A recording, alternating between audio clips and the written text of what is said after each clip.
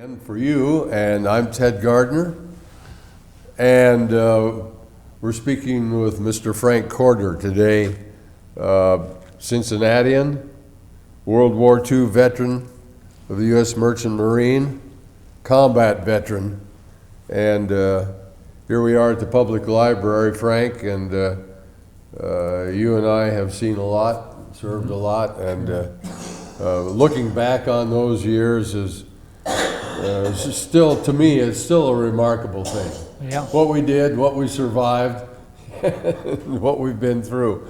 Frank, where were you born? I was born here in Cincinnati. And when were you born? 1927.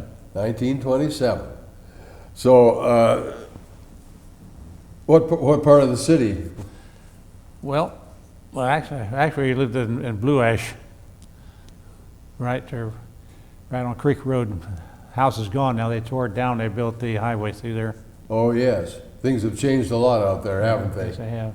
You've seen some tremendous growth since you're there. I imagine Blue Ash in those days was almost a different, separated community. It was country. It was really country. That's interesting. I don't remember too much about those days because my father died in 1930, and we lost our home in the Depression. Oh my goodness. You know, that's those Depression years were just amazing, and the things that we all went through, and I know that as we look back on them, we say, wow, we're lucky to be survivors in so many ways. So, where did you go to elementary school? Well, I was fostered out just through the county at the children's home. Oh, really? Because my mother couldn't take care of me; she had to go to work, and so I ended up in Goshen, Ohio, with 3 other boys. And of course, those days, you know, the farmers needed help on their in their fields, and the easy way to get it was go to children's home and get foster children to work the farm. Sure. So that's what we did. Wow. And I went to Goshen School till 8th grade, and finally the people got too old, and they sent me back to children's home in Madisonville, and I went to Madisonville School, finished up there, and on to Withrow. Oh, so you were at the school out there that's still there on Madisonville, They tore it down. Road. It's been gone. No, this was right behind where the library is. The school's gone now. They tore it down. Oh, I see. Well, that is quite remarkable in itself. Did you have any siblings, brothers and sisters? Yeah, I had 1 brother and 3 sisters. They're all way older than me. I see. My youngest was 10.5 years between us. Aha. Well, that's yes, and the sadness of losing your father so early. And my gosh, that is. I can imagine, and there are so many stories like that of that period of time. Then you went to Withrow High School, huh? Yes. Well, the building there on Madison Road. That was really, Mr. Peoples was the principal. I remember him. Mr. Peebles, how about that? And they named a junior high school after him, didn't they? Mm-hmm. Peebles Junior High. Yeah. Well, what was it like being in high school in those days? Did you have? Well, being we lived in a children's home, we had to wear a uniform. We wore pants like this and a white shirt and tie to school. And so, the bus took us there, and the children's home bus took us there and brought us back. Oh, for goodness sakes. Mm-hmm. Well, that in itself is very interesting. What were your interests in high school? Did you have clubs and so forth? Yeah, I belonged to the stamp club. Oh, you're a philatelist. Collected stamps. Right. Stamps was a wonderful way to learn things, wasn't it? Yes, it was. History and geography and. That we could trade back and forth. Yes, it was fun. Yeah, I did the same thing in those days and enjoyed it so very, very much. Do you still have your stamps? No, I gave it to my son, and he put several $1,000s in it. He bought all first issue stamps. Oh, yes. Then he sold it here a few years ago. Oh, that's interesting. Right. When did you two get married? May 17th, 1947. 1947. 1947, my goodness sakes. 58 years. 61 years. Oh, yeah, that's right. I have a hard time dealing with this 21st century.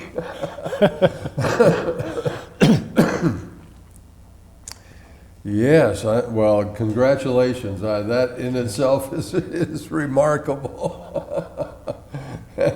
How many children did you have? We have 3 children, two boys and a girl. Uh-huh. Are they all nearby? Well, the oldest one lives in the Philippines. In the Philippines. And one lives here in Forest Park, the other lives in Madisonville. Or not Madisonville, but Milford. Milford. Oh, I see. I see. Did any of your children serve in the military? Our oldest son's still in the Navy. He's been in the 38 years. Wow. That come May. Wow, that's. He's the ship's medical officer. Oh, marvelous. Is he the one in the Philippines? Yes. Mm-hmm. My, that's. He moved. He likes it over there. He was stationed at Subic Bay over there, and sort of liked the country. Yes. So he's married and has 8 children over there. They're all grown now. How about that? How about that? Well, so where were you, and how do you remember December the 7th, 1941? Actually, I was in a children's home. We were in Vespers that afternoon on Sunday, and we found a word out at dinner time. Oh, yes. We had to go to church 3 times on Sunday. Really? 3 times on Sunday? Yeah. That was... Try to make Christians out of us, I guess. Lots of Christianity. Oh, and that in itself is very different from today. Yeah, we went to a church, a big church in Madisonville in the morning, and in the afternoon we went to Vespers for dinner. And after dinner we had young people's meeting. Oh, yes. Where the boys and girls those days were kept separate. Uh-huh. Except for the young people's meeting when we got together. That's nice. Sunday evening. That's nice. And those were building blocks for your life too, Yeah. weren't they? Mm-hmm. Isn't that something? Yeah, that's it's quite different from today. Well, so after high school, when did you finish at Witherell? Actually, I finished up at the Central Vocational. Oh, Central. What happened there, when I turned 16, they could no longer hold me in a children's home. I was old enough to get out, so I see. got out and moved back in with my mother, and I went to work. Uh-huh. And after a few months, I tried to join the Navy, and they told me they needed us more in the merchant marine. So they directed me to 8th and Walnut here to the Maritime Service office there, and I joined Merchant Marine. Well, right. actually, the U.S. Maritime Service Right. training base for the trained merchant seamen. Right. Of course, we didn't know why, but after we found out why, they were sinking more ships and killing more sailors than they could supply. Yes. Yeah, that was a difficult time. They didn't tell us that. Yeah, that was very, very difficult. Well, now, where did you get your merchant marine training? The Sheepshead Bay in Brooklyn, New York. Okay, all right. On Long Island. Well, that's isn't the Merchant Marine Academy right there too? That's Kings well, Point? this was at Sheepshead Bay. Sheepshead. It's in Brooklyn. Okay. It's now a housing development. Oh, is it? All changed. We were actually attached to the Coast Guard base. They had a training base there also. I see. Well, that must have been a very interesting time for you. What a change from, Well, living in children in children's home is like military. oh yes, I even learned how to march. oh absolutely. And of course, our big thing at home was we had our own Boy Scout troop. Uh-huh. And all the boys that are old enough belonged to the Scouts. So we had a very nice scoutmaster, Mr. Connors. I remember him because he used to come over over to our home, our cottage, and help us out with our lessons and with help scouting if things we had to do. So I took a very big interest in it, and an interest in which would in later life would lead me into Boy Scouts. Right. Yeah, Boy Scouts was a wonderful period of time. I've been in a scout leader for 54 years now. Have you really? Mm-hmm. My goodness. Where was your troop? Well, right now, I served as a commissioner, and I've been different jobs in the commissioning staff. I also I work with right now with the St. Mary's Troop 170 in Hyde Park. In Hyde Park, Yeah. yes. So I don't do much camping anymore, but I'm on the committee. Right. Well, your leadership and your dedication to scouting has been tremendous. I can understand that, and we thank you very much for that. Let's get into your sea service. When did you first go to sea? Well, after training, I only got about 6 weeks of training and 2 weeks of advanced training, and they sent me to Miami, Florida. We caught a plane going down to Cologne, Panama, and I caught a ship down there. It was short. Ships come back, we're short a crew, and so I signed on as a crewman down there on a tanker. We went over to Curacao, Aruba, and picked up 150,000 barrels of high-octane gasoline. Wow. Those days, a barrel was 52 gallons a barrel. Right. So didn't know where we were going. They don't tell you that. Went back and took the southern route down, all the way down the Antarctic Circle and back up to New Zealand, over to what is it?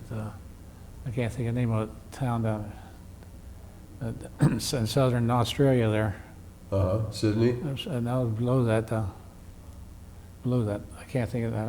Okay. I can't think. It's off my tongue. But I can't. We loaded. We still didn't know where we were going. Right. They don't tell you. We unloaded. It took us a month to get there, and so we loaded supplies up.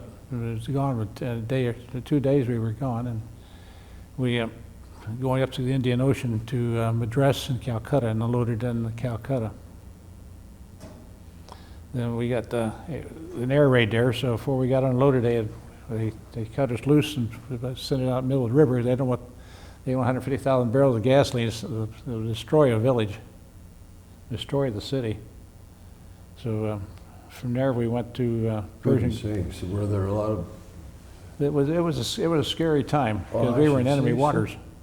Well, yeah, tell us more about that, your personal feelings about that and so forth. Well, the one thing I did learn, I was always sort of religious, and I taught myself the 23rd Psalm, and I said it every day before I went out on watch. Mm-hmm. And so it must have worked. I'm still here. I should say. So we went to the Persian Gulf, picked up a load of diesel fuel, and we picked up a submarine on the way back. Couldn't shake him.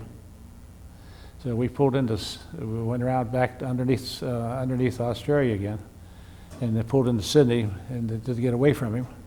And he sunk a Liberty ship going out just outside the port there. So we stayed there a couple of days. They were gone, and we just hopscotched up the Australian coast and pulled into Landia, New Guinea. Oh yes.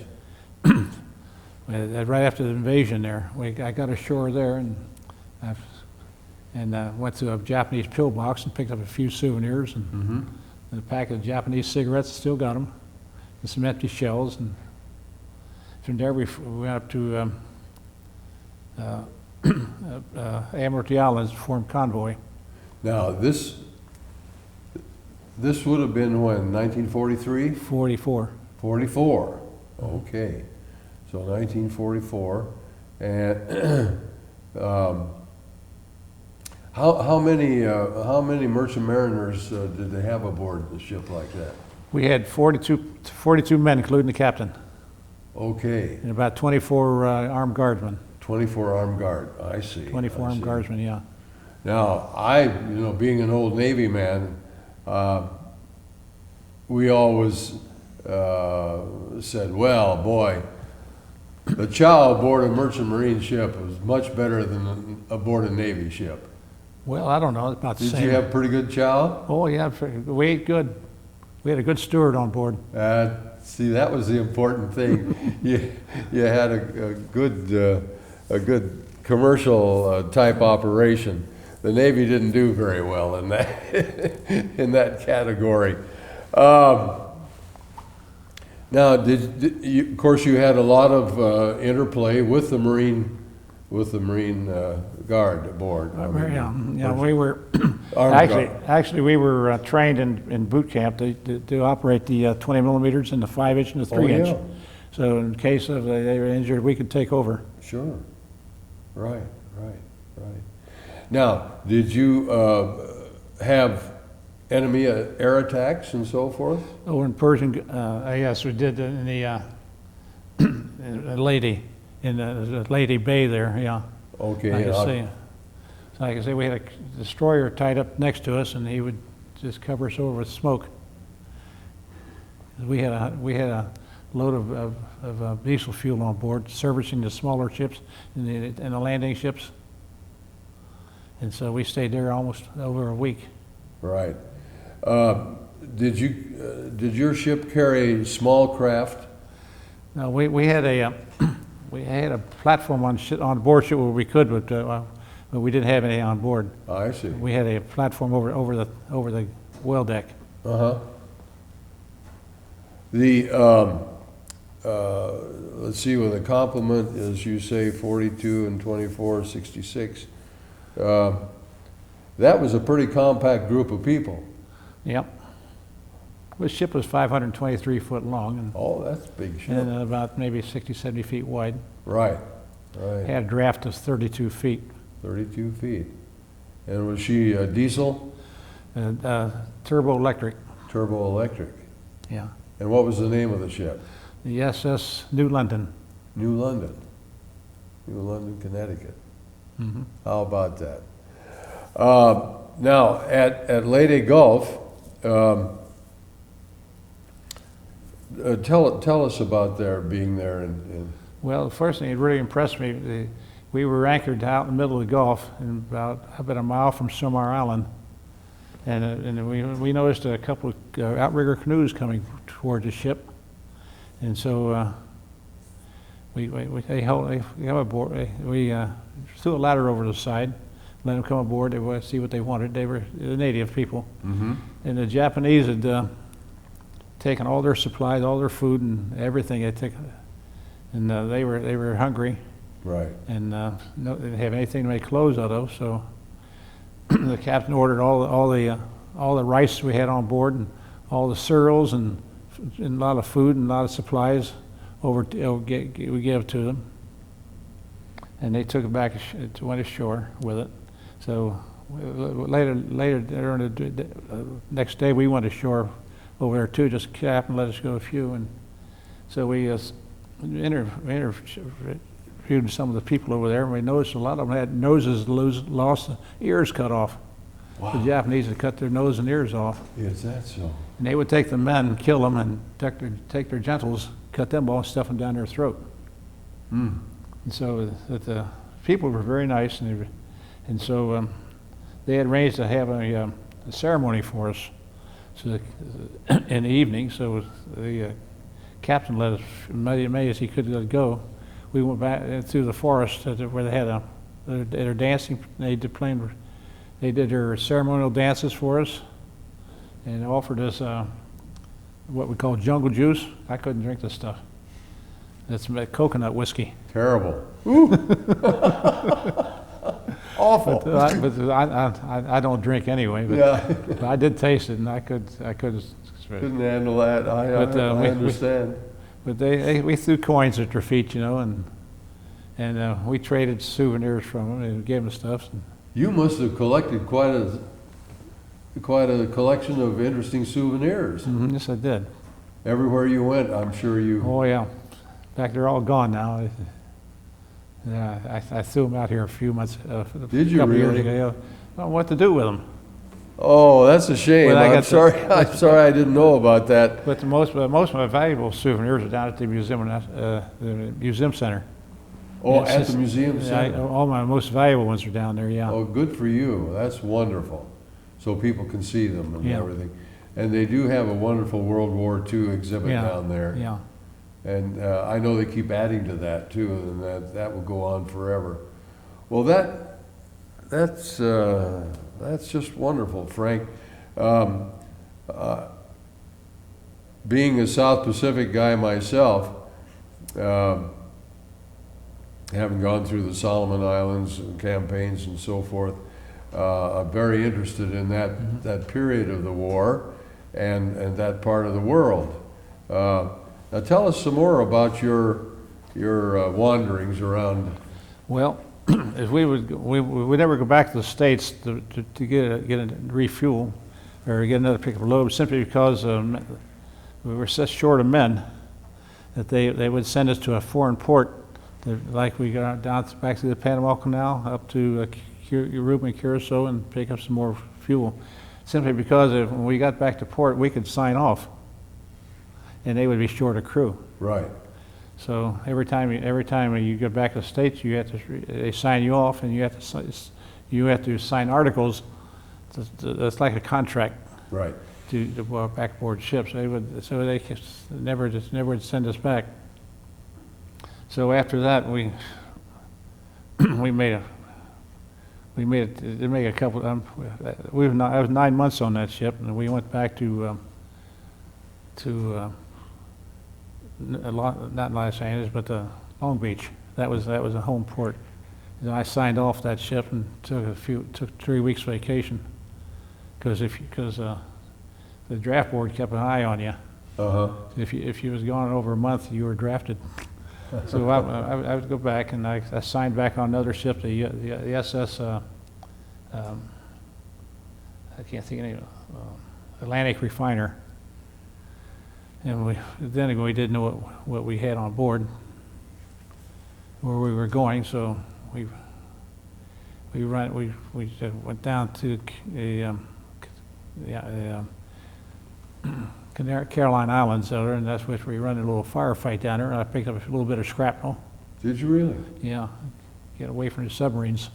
Wow. So we went in, from there we went in on Okinawa, to the invasion of Okinawa, and that was Yes. something.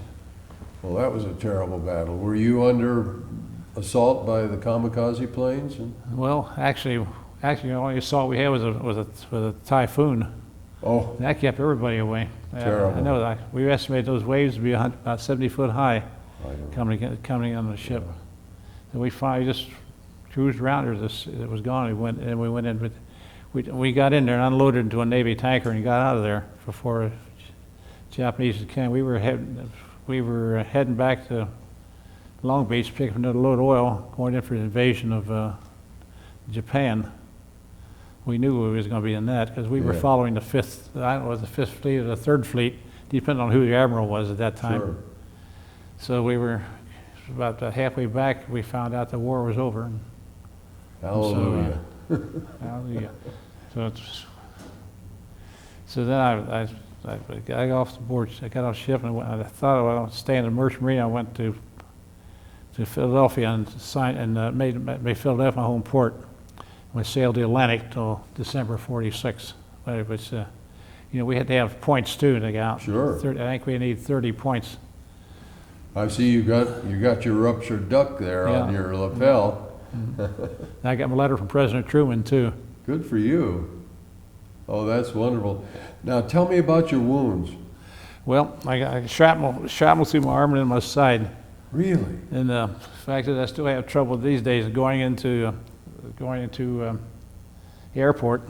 I have to pull my pants down because I think I might carry something because it shows up. Isn't that it? You're I- still carrying lead. Yeah, I told the guys, this is embarrassing. I had to pull my pants down in front of all these people. Oh, that's awful. I should say. But they want to check, so that's okay. Yeah. I understand. Well, I know it. But now, that brings up an interesting point I've wondered about, and having an authority such as you to speak with, your wounds, and not actually being in the military service, were you awarded the Purple Heart? No, we were civilian service. We had no privileges at all. No privileges. We paid income tax. We paid our mailing, and if we're sick or disabled, we had to pay for our own hospitalization. We didn't have anything. I didn't know that. I did not know that. Well, that's quite a shock to me. In fact, I was supposed to go into the hospital after the war was over in New York, but when you're signed off a ship, you're unemployed. Yep. So I couldn't afford it. Oh, I see. Well, that's affected you throughout your life, hasn't it? Mm-hmm. Oh my goodness. Well, God bless you.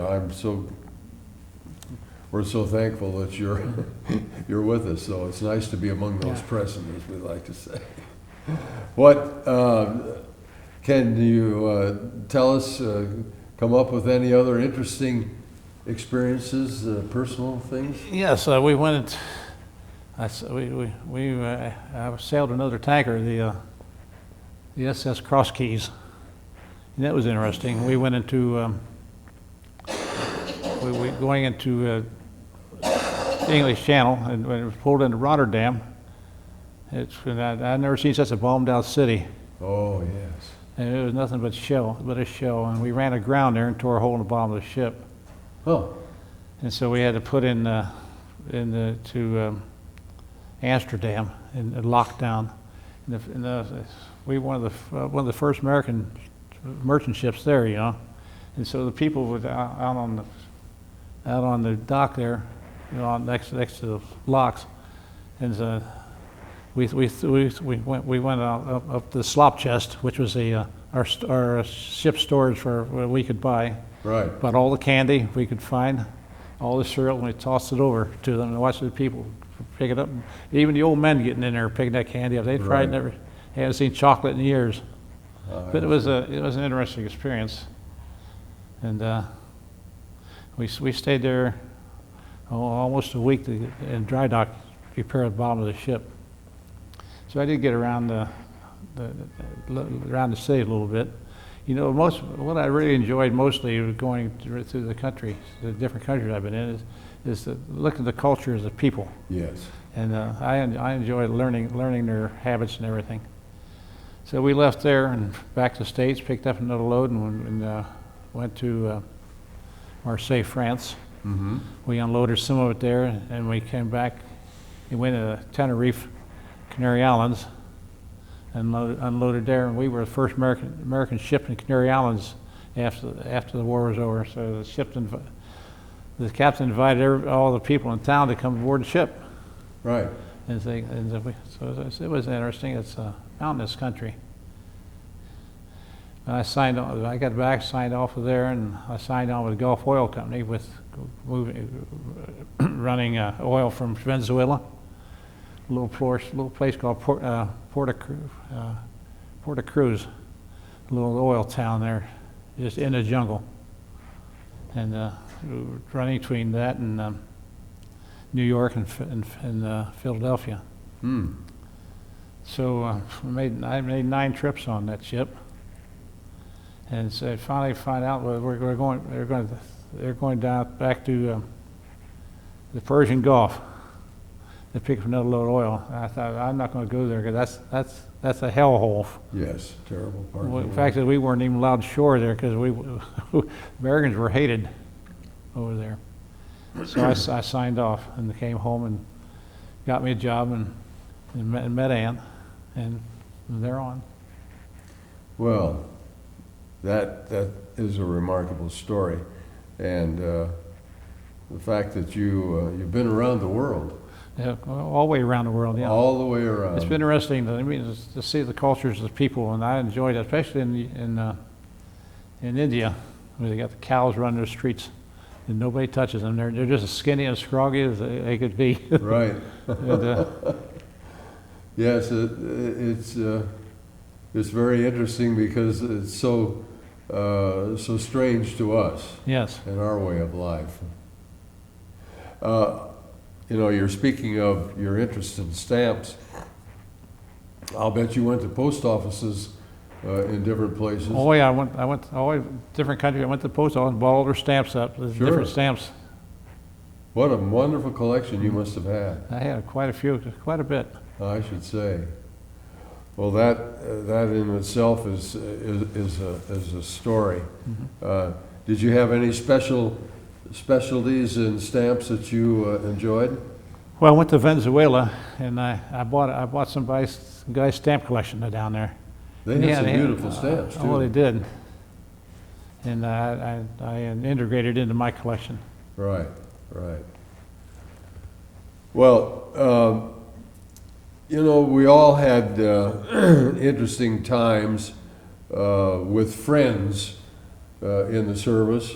Did you have some buddies that you were particularly close to?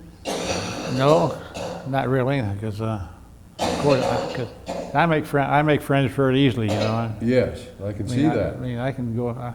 If I'm staying on a corner downstairs waiting for a traffic light, I'll talk to the guy next to me. Sure. And just say, well, it was a nice day, or well, it was cold, or whatever it is, And Right.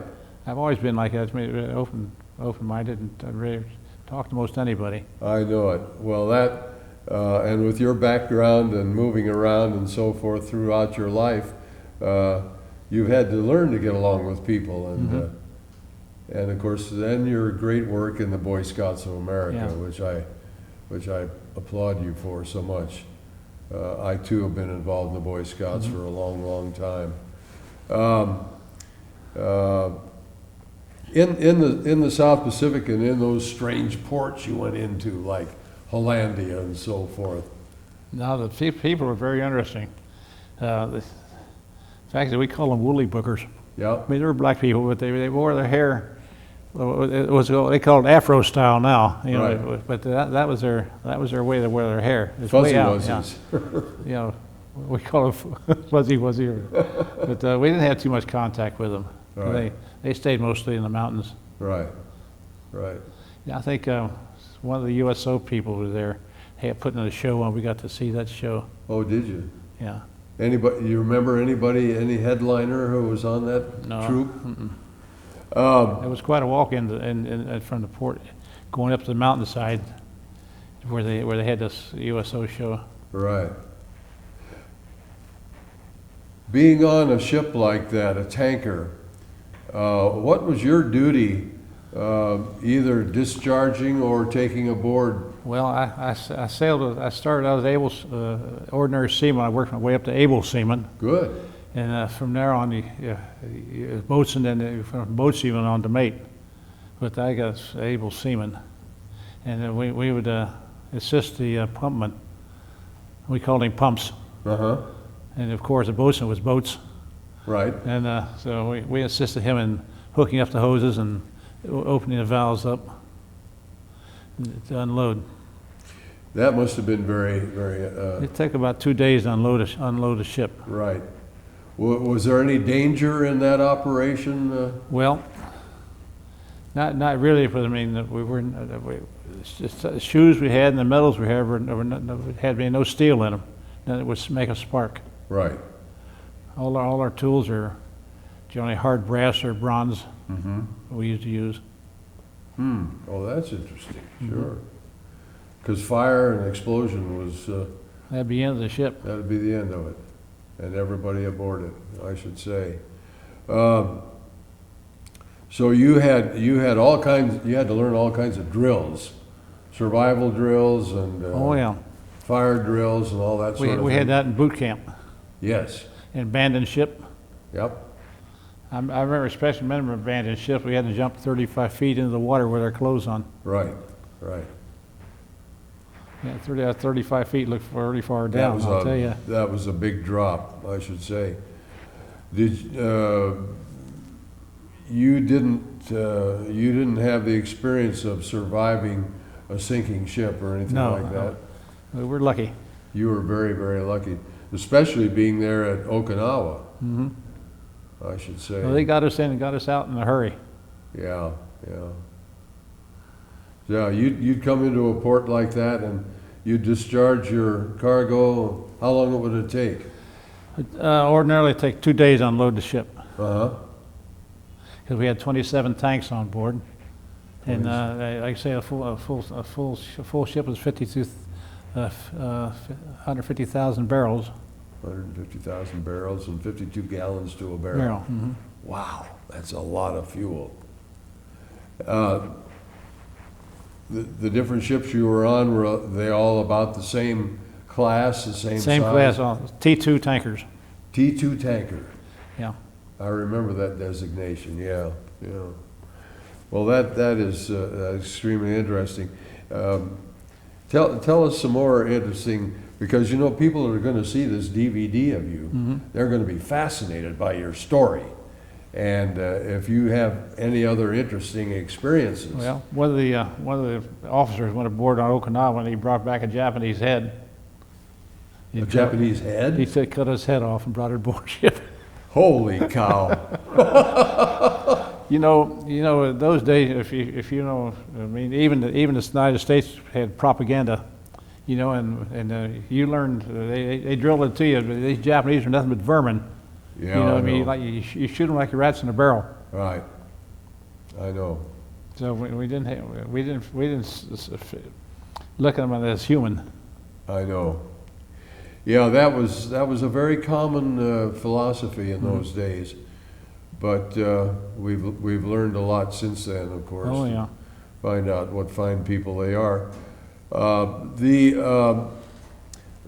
end of the war. Well, first of all, do you remember where you were when you heard the news about the atomic bomb?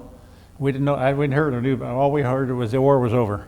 Oh, I We see. was heading back to Long Beach, California, to pick up a load of oil on our way Right. back to Japan. You were anticipating having to go back over there. Yeah. Yeah, yeah. They had it scheduled for November the 15th, Okay. and this was about October, and it takes almost 3 or 4 weeks to get back to cross the ocean, because I mean we're only running about 15 to 17 knots per hour. Now, were you on a zigzag course or a straight course? During the war, we were on a zigzag course. Yes. My goodness, 15 to 17 knots. Yeah, that's fairly slow. Fairly slow. I know. But it's just fascinating to hear your story, Frank, and what you have contributed to your nation, and we're so proud of you, and we're just so glad that we have the opportunity to hear your story and get you on record, because you know we've lost a lot of stories with people who didn't get interviewed, and this is to have you and Ann here together has been truly an honor and an unusual circumstance. For that, we're very, very happy. And you got anything else you'd like to tell us? Well, if I was able and had to do it over, I'd do it again. Absolutely. And That brings up a good point, and I wanted to ask you this. As you've already said, if you had the opportunity, you'd do it over again. People who didn't have experiences such as we've had sometimes are curious. And how did you feel? Were you scared, or? well, you know, you're in enemy waters. I mean, you don't know where you're going to be 5 minutes from now. Right. I mean, you live on the edge. Yes. I know when I come back after the war was over, I mean, I was say uptight. Yes, You know, if I heard a firecracker go off, I'd hit the deck. I know, For about 2 years, I couldn't stand fireworks. right. I finally got used to it, and Ann used to come up behind me and grab me by the back. I told her, never do that, I'll knock you down. I know how you feel, yeah. Never come up behind my back and grab a hold of me, because I'm gonna turn around and knock you down. I know. It's just, it's an instinct, you know, you live on the edge every day. Absolutely, Like I say, absolutely. I'm not religious, but I remember every time I went out on deck in the morning, I'd say the 23rd Psalm to 23rd myself. Psalm. I know it by heart. I still do Oh. it. I can repeat it word for word. Well, it's a great guide for life, throughout life, and your remarkable experience and your dedication to your country and everything, your family, your community, your Boy Scouts and everything, and we thank you for that, and we're very, very honored to have heard your story, and I want to thank you for everything. God bless. Thank you. And as we like to say, keep them flying.